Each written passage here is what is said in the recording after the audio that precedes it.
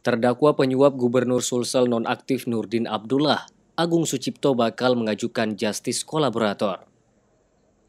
Hal itu diajukan untuk mengungkap penyuap lainnya dalam kasus dugaan tindak pidana korupsi TPK Perizinan Infrastruktur di Sulsel tahun anggaran 2019-2020. Kuasa hukum Agung Sucipto Muhammad Nursa mengatakan, pengajuan justice kolaborator itu atas permintaan Agung Sucipto sendiri. Nursa menyebut, Agung akan menyampaikan semuanya dalam proses persidangan. Dugaan pelaku lain sudah dituangkan dalam dalil justice kolaborator.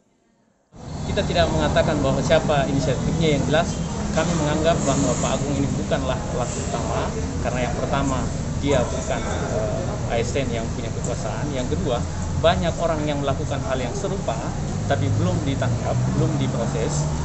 Artinya kalau banyak orang melakukan yang sama berarti dia bukan pelaku utama.